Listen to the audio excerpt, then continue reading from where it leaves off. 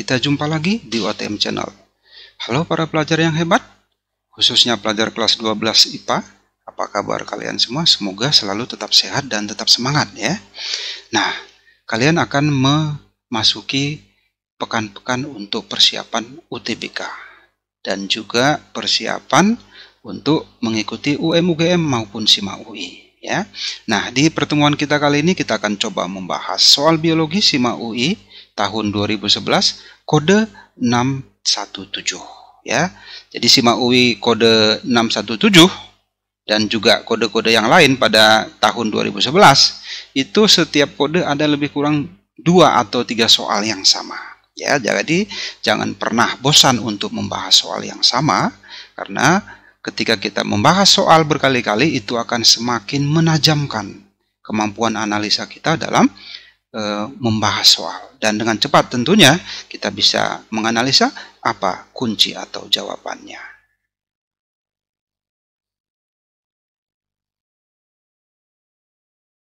Nomor 13, nah ini adalah salah satu nomor soal yang berulang pada kode soal yang lain pada tahun 2011 ya.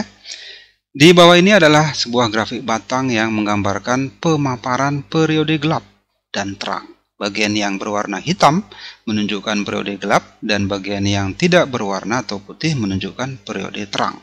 Berdasarkan grafik di bawah ini, tanaman yang tergolong short day plant atau tanaman berhari pendek akan berbunga jika. Nah, mari kita lihat klasifikasi. Menurut foto periodisme, tanaman kita bagi menjadi 3 kelompok. Ya, yang pertama tanaman berhari pendek, ya, kemudian berhari panjang, lalu berhari netral. Nah, secara khusus kita bahas short day plant atau tanaman berhari pendek. Tanaman yang terkelompok pada jenis ini itu akan berbunga jika memiliki periode terang lebih pendek daripada periode gelap. Ya, contohnya tanaman kanabis atau ganja, kapas, padi, tebu, dan bunga krisan. Ya, jadi kalau kita lihat grafiknya di sini, option A, nah ini gelap dan terangnya hampir berimbang ya. Ini termasuk tanaman yang netral ini ya. Jadi ini kurang tepat. Yang B, gelapnya lebih panjang daripada terangnya. Nah, ini yang benar ya. Yang C, ini terbalik ya, terangnya yang lebih panjang, salah. Yang D, gelap lebih panjang tetapi pada masa gelap masih ada penyinaran sedikit. Ini juga kurang tepat. Yang E, pada masa penyinaran terang ada periode gelap juga, kurang tepat ya. Jadi soal ini yang paling tepat itu adalah bola. Nomor 14, banyaknya lingkaran tahun pada tanaman jati dihasilkan karena adanya aktivitas ya. Nah, lingkaran tahun itu dihasilkan oleh kambium vaskuler. Jadi ini ada pada tanaman dikotil atau pada gimnospermae ya. Praktis pada tanaman monokotil yang tidak memiliki kambium ini tidak ada ya. Nah, lebih jelasnya mari kita lihat spesifikasi dari lingkaran tahun ini ya. Yang pertama, akibat adanya aktivitas kambium vaskuler yang terdapat di antara xilem dan floem, ini akan membentuk ya xilem ke arah dalam dan floem ke arah luar. Ya, sering juga disebut namanya xilem sekunder dan floem sekunder. Ini akibat aktivitas dari kambium vaskuler. Ini yang membentuk ya. Nah, xilem sekunder yang dibentuk ke arah dalam akan menghasilkan graduasi warna yang berbeda dan ukuran lingkaran yang berbeda ya jika terbentuk atau terjadi pada 2 musim yang berbeda ya. Jadi pada musim penghujan lingkaran yang terbentuk akan lebih cerah dibandingkan dengan musim kemarau. Nah, adanya graduasi warna ini itu yang kita sebut namanya lingkaran tahun ya, lingkaran tahun yang bisa kita gunakan untuk menghitung umur relatif suatu tanaman. Nah, ini kalau kita lihat pada gambar ini ini adalah kambium intravaskuler ya, atau kambium yang terdapat di antara xilem dan floem, ini yang membentuk lingkaran tahun. Nah, yang ini adalah lingkaran warna kuning, itu adalah kambium ekstravaskuler, itu untuk membentuk jari-jari empelur. Seperti itu ya. Jadi kalau kita kembali kepada soal, banyaknya lingkaran tahun pada tanaman jati ya, jati termasuk tanaman dikotil ya, adalah karena adanya aktivitas ya, seperti yang kita sebutkan tadi, itu adalah aktivitas kambium ya, bukan internodus pada batang, bukan juga lingkaran-lingkaran berkas pembuluh pada tanaman monokotil. Yang C, lapisan silem dalam batang kayu, ini juga kurang tepat ya. Lapisan phloem dalam batang kayu juga salah ya. Jawaban B dan C benar. Nah, ya, kalau kita lihat pada semua option ini tidak ada jawaban yang benar ya, karena yang membentuk, yang bertanggung jawab untuk membentuk lingkaran tahun itu adalah kambium vaskuler ya. Jadi kalau kita mau buat option yang benar, itu adalah kambium vaskular ya. Pada musim penghujan dan pada musim kemarau akan menghasilkan graduasi warna yang berbeda-beda, dan itu yang kita sebut namanya lingkaran tahun ya. Jadi tidak ada kuncinya. Nomor 15, jenis buah yang digolongkan dalam kelompok buah semu adalah. Nah, mari kita lihat karakteristik dari buah semu dan juga langsung kita bandingkan dengan buah sejati ya. Buah semu adalah buah yang terbentuk dari bakal buah dan bagian lain dari bunga. Contohnya pada tanaman stroberi, cipulukan, jambu mete, nenas, nangka, dan lain-lain. Nah, sementara buah sejati itu adalah buah yang terbentuk hanya dari bakal buah saja.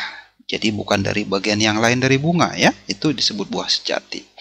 Contohnya pada tanaman mangga, jagung, anggur, kenari, kacang polong, kacang hijau, persik, dan lain-lain ya. Jadi kalau kita kembali kepada soal, jenis buah yang digolongkan ke dalam kelompok buah semu adalah, nah ini buah kenari, ini kurang tepat, kacang polong, kacang hijau, persik, nah itu termasuk buah sejati ya. Jadi buah semu adalah stroberi ya. Jadi jawabannya adalah Eko. Nomor 16, suatu koloni kapang holomorfis akan memperlihatkan. Nah, mari kita lihat karakteristik dari cara reproduksi kapang atau yes ya. Yang pertama ada namanya anamorfis. Nah, ini memiliki tahap reproduksi secara aseksual atau vegetatif. Lalu ada teleomorfis. Nah, ini memiliki tahap reproduksi seksual atau generatif. Nah, kemudian yang sesuai dengan soal kita, kapang holomorfis. Nah, itu memiliki tahap reproduksi secara aseksual dan seksual. Jadi memiliki spora aseksual dan juga spora seksual. Jadi kalau kita kembali kepada soal, suatu koloni kapang holomorfis akan memperlihatkan ya. Option A, bentuk sel vegetatif saja, kurang tepat. Yang B, sel generatif dan sel vegetatif, ini yang benar. Yang C, bentuk sel generatif aseksual saja, ini salah. Yang D, bentuk sel generatif seksual dan aseksual, nah ini kurang tepat juga kalimatnya ya. Yang E, bentuk sel vegetatif, sel generatif aseksual dan seksual, ini juga rancu kalimatnya ya. Jadi nomor 16 jawaban yang paling tepat adalah bola.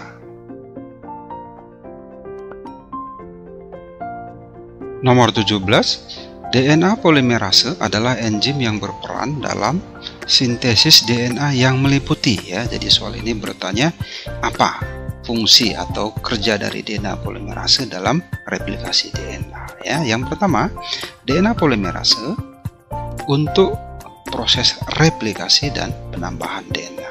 Itu fungsinya yang pertama. Kemudian dalam proses itu ya, yaitu menambahkan nukleotida baru dan menggabungkan nukleotida di belakang primer ya. Ini secara khusus pada untai leading strand secara kontinu ya, atau untai cepat dengan arah replikasi dari 5 ke 3 atau prime 5 ke prime 3 ya.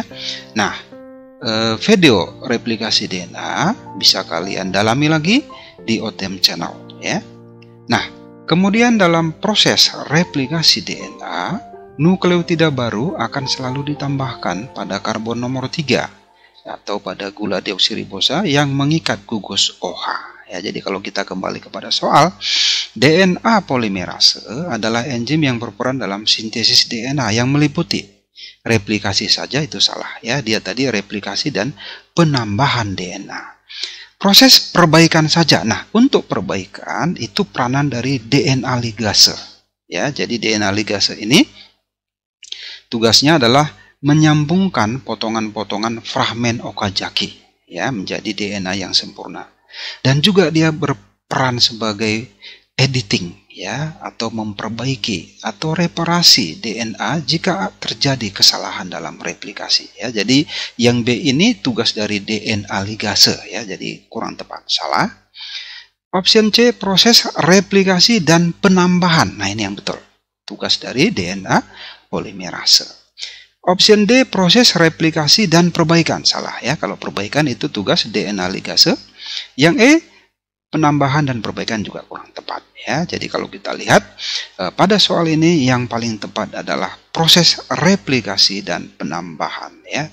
Jadi kuncinya adalah Charlie. Nomor 18, mitokondria pada sel seorang pasien hanya dapat menggunakan asam lemak dan asam amino untuk respirasi sel, dan selnya menghasilkan asam laktat yang cukup tinggi dibandingkan dengan yang normal. Dari pernyataan berikut, manakah yang paling tepat untuk menjelaskan kondisi tersebut? Nah, mari kita lihat ya. Jadi pada mitokondria pasien ini bisa kita simpulkan bahwa di sana tidak cukup oksigen untuk melakukan respirasi.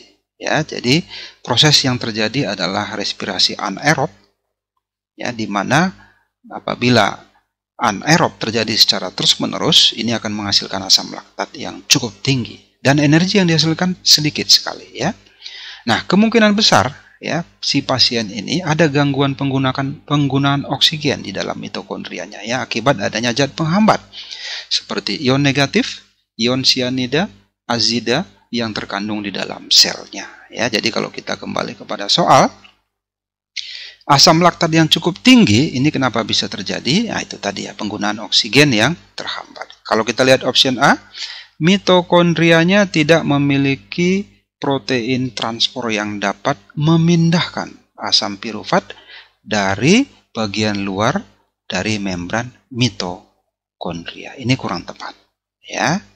Nah, mitokondria itu sendiri sebagai tempat respirasi ya.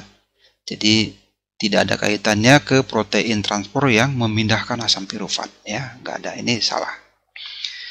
Option B, selnya mengalami kelainan pada rantai transport elektron sehingga glukosa menjadi asam laktat, bukannya jadi asetil koenzim A. Nah, pada respirasi anaerob itu dia mengalami glikolisis, jadi tidak melewati rantai transfer elektron, demikian juga siklus Krebs, dia tidak lewat ini. Ya, jadi kalau kita disinggung di sini ada kelainan pada rantai transfer elektron, ya, sementara fermentasi itu nggak lewat jalur ini, ya. Habis dari glikolisis dia masuk ke fermentasi, ya, respirasi secara anaerob, tidak lewat siklus Krebs dan rantai transfer elektron. Jadi ini tidak ada hubungan, ya. Jadi jawabannya salah. Yang C, selnya mengandung sesuatu yang menghambat penggunaan oksigen oleh mitokondria. Nah, ini yang kemungkinan bisa mendekati ya. Jadi ada zat penghambat sehingga oksigen tidak masuk, sehingga terjadi respirasi secara anaerob.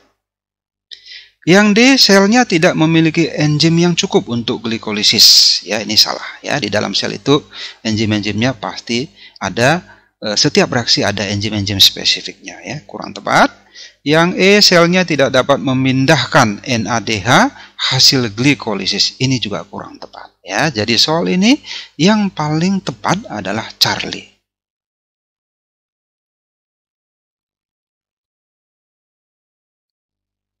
Nomor 19, cairan transseluler adalah, mari kita lihat karakteristik dari cairan transseluler. Cairan transseluler itu adalah cairan ekstraseluler yang terdapat pada tempat-tempat khusus seperti aqueous humor ya. Ini ada pada bola mata kita ya. Jadi pada bagian organ-organ yang sering melakukan pergerakan, ini ada cairan ini untuk pelumas atau pelindung ya, proteksi supaya mencegah kehausan ya, tidak cepat rusak. Contoh yang lain pada cairan sinovial ya, misalnya pada persendian kita ada pelumasnya di sana ya. Cairan cerebrospinal itu pada meninges ya, selaput luar otak kita. Ya, cairan pleura pada selaput paru-paru. Ini juga ada cairan transseluler ya. Jadi kalau kita kembali kepada soal, cairan transseluler adalah, nah, maka kalau kita lihat opsi yang paling tepat, ya, seperti pada penjelasannya tadi, itu cairan yang terdapat pada tempat khusus, seperti pada bola mata, pleura, dan persendian, ya. Opsi A, cairan yang terdapat dalam plasma darah, kurang tepat, ya. Cairan yang terdapat di ekstraseluler, kurang tepat juga, ya. Yang C, cairan yang terdapat di intraseluler, kurang tepat, ya. Yang D, cairan yang terdapat di jaringan tubuh, ya. Ini tidak ada spesifiknya, ya. Pilihan yang paling tepat adalah option E, ya, cairan yang terdapat di tempat khusus seperti bola mata, pleura, dan persendian, ya. Jadi jawabannya adalah Eko.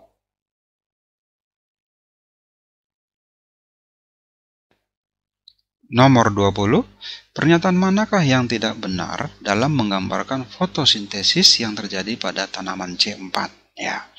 Jadi menurut tipe fotosintesisnya, terutama pada siklus Kelvin atau reaksi gelap, maka tanaman kita bagi menjadi 3, ya, tanaman C3, C4, dan CHM. Secara khusus kita akan lihat karakteristik tanaman C4, ya.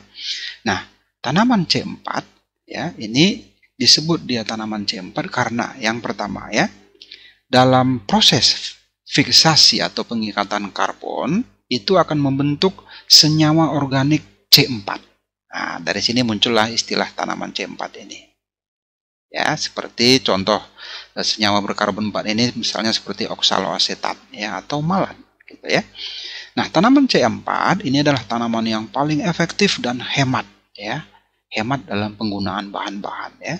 Dia beradaptasi pada lingkungan yang panas dan kering, ya. Contohnya seperti tanaman xerophyt, ya, tanaman yang hidup di tempat yang kering.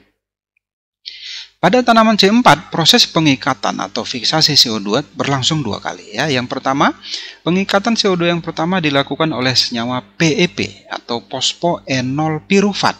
Ini terjadi di mesofil daun, ya. Kemudian pengikatan CO2 yang kedua, ya, ini terjadi pada siklus Kelvin. CO2 diikat oleh ribulosa bifosfat akan membentuk RDP, ya, ribulosa bifosfat. Kemudian ini terjadi pada seludang pembuluh, ya. Adanya pembagian mesofil daun dan seludang pembuluh sering juga kita sebut namanya anatomy crunch, ya. Fotorespirasi pada tanaman C4 itu jauh lebih sedikit dari tanaman C3. Nah, ini untuk menghemat energi, ya. Konsumsi ATP untuk sintesis gula lebih banyak, ya. Jadi laju fotosintesis itu lebih tinggi daripada tanaman C3, ya. Contoh dari tanaman C4 ini seperti jagung, kaktus, tebu, gandum, dan lain-lain, ya. Jadi kalau kita kembali kepada soal, nah, option A, hasil pertama dari pengikatan karbon adalah senyawa berkarbon 4, ya. Ini benar, ya. Makanya disebut tanaman C4 seperti yang kita jelaskan tadi, ya. Ini benar, ya. Kemudian option B, fotosintesis untuk tanaman C4 beradaptasi untuk tumbuh pada tempat yang panas dan iklim yang kering. Benar. Contohnya seperti kaktus, ya. Option C, fiksasi CO2 berlangsung di mesofil daun. Nah, ini benar yang dilakukan tadi oleh senyawa fosfoenol pirufat, ya. Akan tetapi siklus Kelvin terjadi pada seludang pembuluh. Betul, ini yang kita sebut tadi anatomy crunch. Kemudian option D, fotorespirasi pada tanaman C4 lebih sedikit dibandingkan dengan tanaman C3. Betul juga, ya. Option A, ATP yang digunakan untuk sintesis gula lebih sedikit dibandingkan dengan tanaman C3. Ini yang salah, ya. Kenapa? Karena untuk konsumsi ATP dia justru lebih banyak, ya. Ini untuk memacu laju fotosintesis, ya. Jadi kalau kita lihat kunci yang paling tepat di sini, ya, yang tidak benar, ya, itu berarti yang E. Nomor 21, fungsi dari neuroglia adalah, nah, ini kalau kita lihat neuroglia ini adalah merupakan bagian dari komponen sistem saraf kita, ya. Kalau kita lihat di sini, neuron dan neuroglia ini adalah dua komponen yang tidak bisa dipisahkan, ya. Di mana neuroglia ini mensupport penuh neuron baik dalam proses suplai nutrisi dan lain-lain, ya.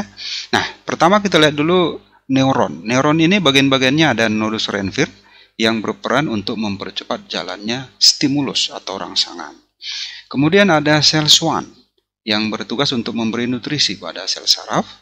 Lalu ada dendrit menerima rangsangan dari reseptor. Kemudian ada akson sebagai media pengantaran stimulus. Lalu ada neuroglia. Neuroglia berfungsi untuk memperkuat integritas struktur sistem saraf, memproteksi dan fungsi metabolisme neuron. Neuroglia tidak dapat menghantarkan impuls. Ya, jadi kalau kita lihat pada gambar ini, bagian yang kuning ini adalah neuron. Ya, neuroglia ada di sini ya, yang kita lingkari merah ini. Ya, jadi dia kalau kita lihat di sini mensupport ya, mendukung penghubung antara neuron satu dengan neuron yang lain. Jadi kalau kita lihat di sini, kita kembali kepada soal, fungsi dari neuroglia adalah yang A ya, membantu neuron dalam mempercepat hantaran impuls, ini kurang tepat ya. Yang B, membantu neuron menyampaikan rangsangan kemis, ini juga kurang tepat ya. Yang C, memperkuat integritas struktur sistem saraf dan fungsi metabolisme neuron. Nah, ini yang tepat ya. Dia membantu memperkuat integritas dan fungsi metabolisme neuron. Yang D, membantu neuron dalam pembukaan gerbang natrium, kurang tepat. Yang E, membantu neuron dalam transport kalium, ekskresi dan regenerasi, kurang tepat juga ya. Jadi nomor 21 jawaban yang paling tepat adalah Charlie.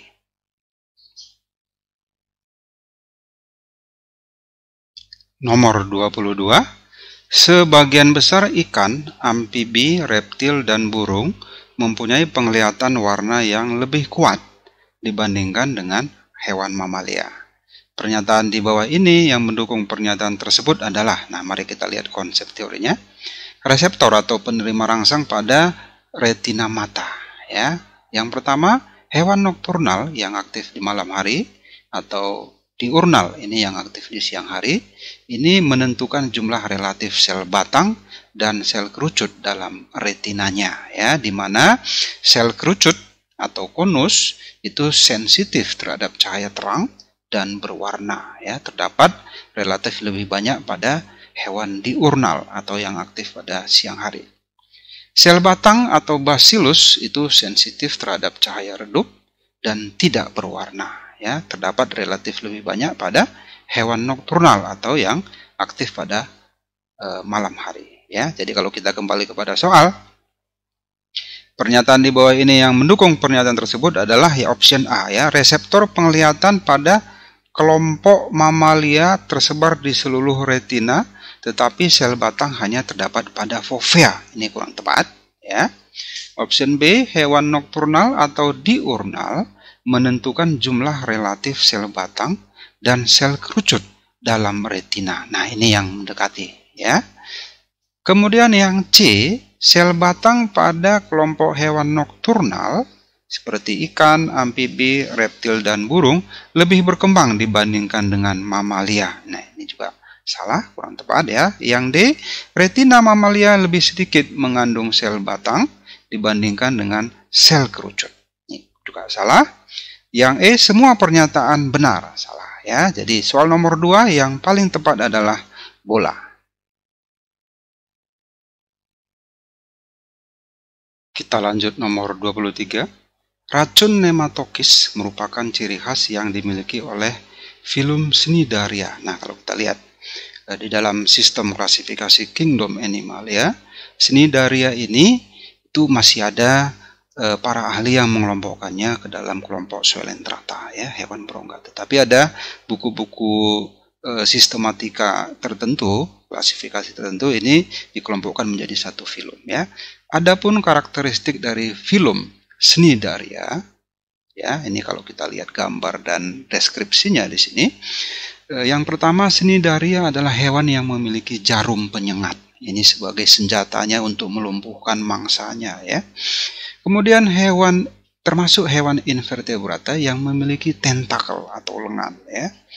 Juga memiliki alat untuk melumpuhkan mangsanya berupa nidoblast yang menghasilkan racun nematokis, ya. Jadi kalau kita kembali kepada soal, racun nematokis merupakan ciri khas yang dimiliki oleh hewan filum Cnidaria. Ini betul, ya. Sebab tentakel yang dimiliki oleh filum Cnidaria mengandung kelenjar nidoblas yang menghasilkan racun nematokis, ya. Ini juga betul, ya, dan memiliki hubungan sebab akibat, ya. Maka soal ini jawabannya adalah alpha. Nomor 24, ventrikel kiri dan kanan pada jantung memiliki cardiac output yang sama. Nah, mari kita lihat kemampuan memompa darah dari ruangan jantung kita, ya. Terutama dalam hal ini kita lihat ventrikel, ya, ventrikel kiri dan ventrikel kanan kaitannya ke cardiac output. Nah, yang pertama, volume darah per menit yang dipompa oleh ventrikel kiri ke dalam sirkuit sistemik disebut dengan curah jantung atau cardiac output seperti yang diinformasikan pada soal kita, ya. Kemudian cardiac output tergantung pada denyut nadi dan jumlah darah yang dipompa oleh ventrikel kiri setiap kali berkontraksi. Ventrikel kiri bertugas untuk memompa darah bersih ke seluruh jaringan tubuh. Kemudian ventrikel kanan bertugas memompa darah kotor ke paru-paru. Cardiac output ventrikel kiri dan ventrikel kanan tidaklah sama, ya. Jadi kalau kita lihat soal kita, ventrikel kiri pada jantung memiliki cardiac output yang sama, ini salah, ya. Sebab ventrikel kanan dan kiri jantung sama-sama memompa darah ke dalam sistem sirkulasi sistemik. Ini juga salah, ya. Jadi pernyataan dan alasan salah dan tidak memiliki hubungan sebab akibat, ya. Jadi kuncinya adalah eko. Oke, terima kasih para sahabat hebat sudah menonton video ini. Salam sehat selalu dan tetap semangat. Nantikan video-video menarik berikutnya hanya di OBM Channel. Jangan lupa like, subscribe, dan bunyikan tombol lonceng.